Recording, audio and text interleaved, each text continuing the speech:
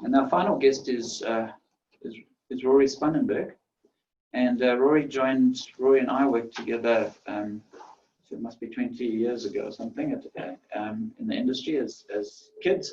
And he went off, joined Investec and worked around the world. And finally, we decided to get back together a few years ago. And Rory's been working on the offshore side for us. Again, an absolute determination at Northstar to have high degrees of focus.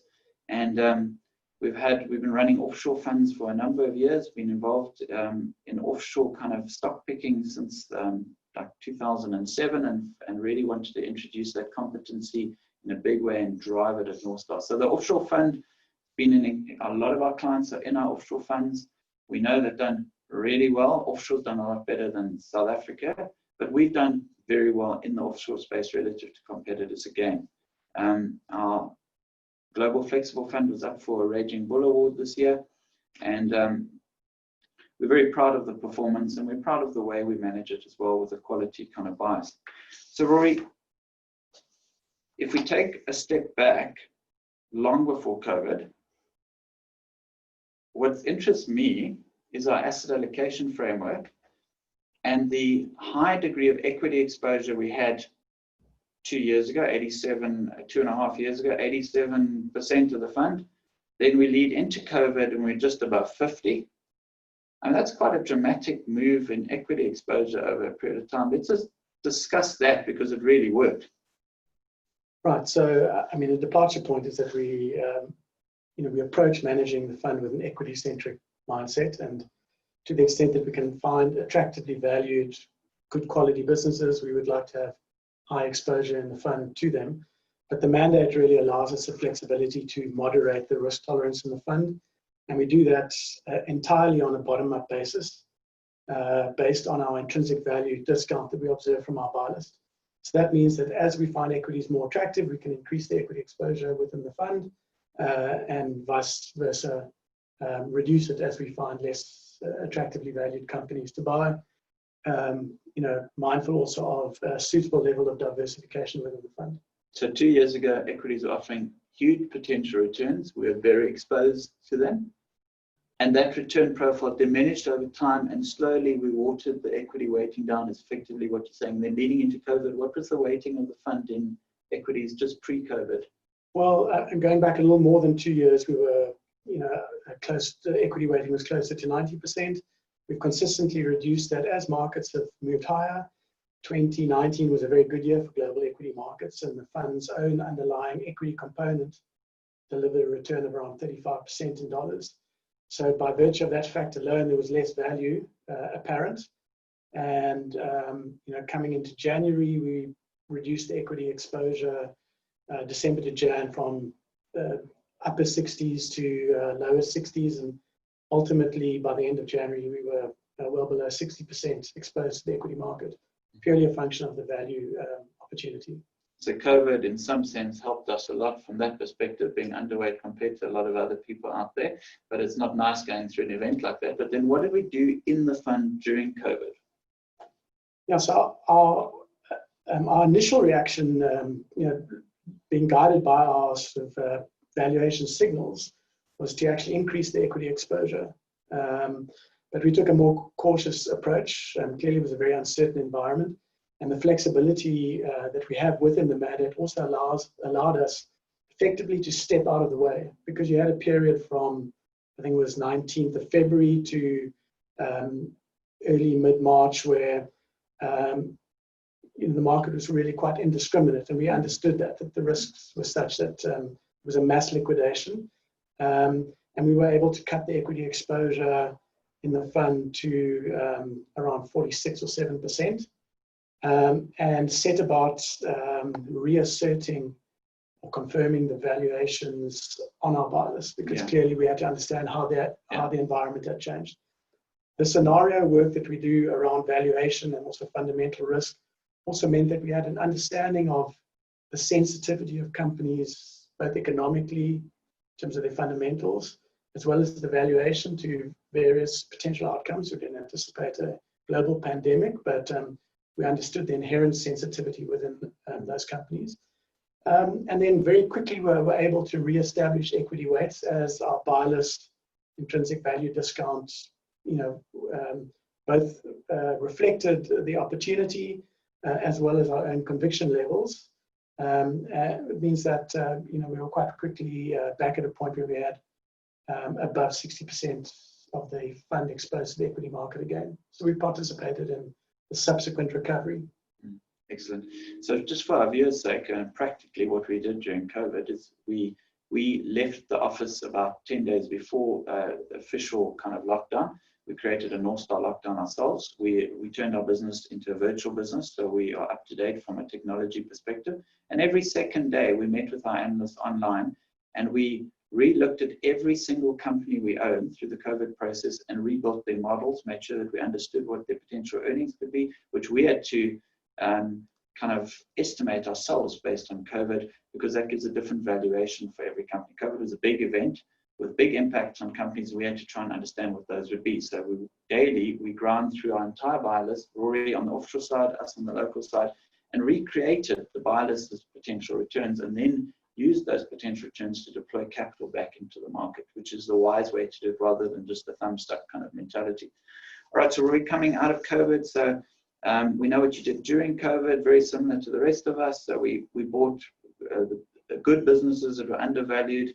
Through that cycle, we lifted exposure to equities again.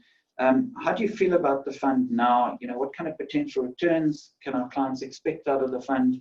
Markets have rallied. Should they all be heading for the hills, or what's the view going forward? Well, I would say that, we've participated in a lot of the upside. Returns have been good. In some cases, some markets are 40% off their lows. In certain areas, even more than that. From this point forward, I would characterize the fund's intrinsic value discount as fair. What's slightly more concerning is that there is a reliance on a relatively small group of companies to deliver that return, and so we don't see quite the same breadth possibly as before. Having said that, the sell-off also gave us the opportunity to introduce a number of new holdings in the portfolio that had been sort of on our watch list, and where we were waiting for the valuation opportunity to present itself. So we've, for that reason, from that point of view, been able to also broaden the selection within the fund, and created a slightly longer tail, and also in some cases, I would say, introduced companies with different drivers than has possibly traditionally been the case. All right. And so if we think about the fund holistically, and what is it about the fund, the philosophy of the fund, that kind of resonates with Northstar and is encapsulated by the way Northstar looks at investments? If you just give a little bit of an understanding. So if a client's buying this fund versus maybe some of the competitive funds out there, what is the nature of the fund and the philosophy that kind of drives it? And I'm asking this question because it relates to all of Northstar funds. We actually have a very specific way of managing money, and I think just talk us through that just briefly. Well, I think the fund benefits from being able to draw from what I would consider Northstar's core competence, which is equity selection, and the global investment universe is such that you just have an abundance of choice. Yeah. In the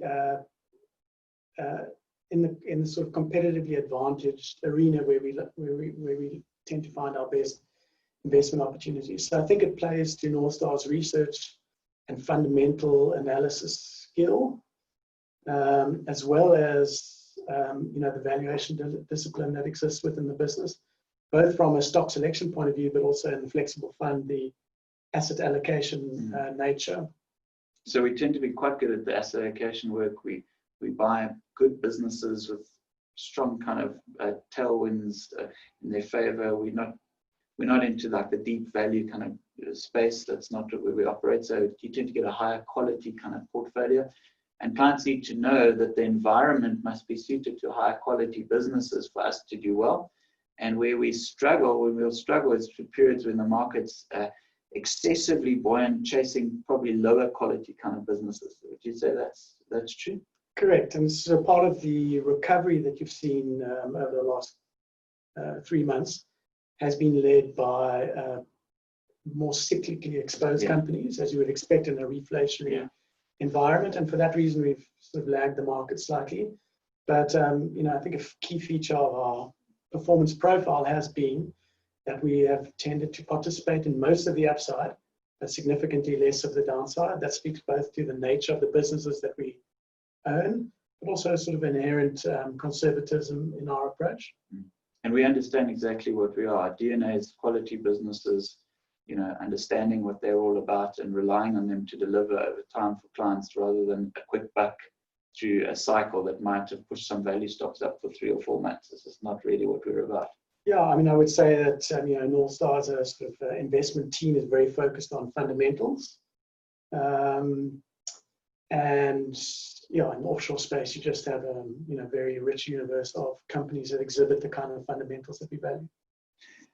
Then I have a client question for you, Rory, and it's really around the healthcare funding situation. And I think this particular client has been in healthcare himself, understands it inside out.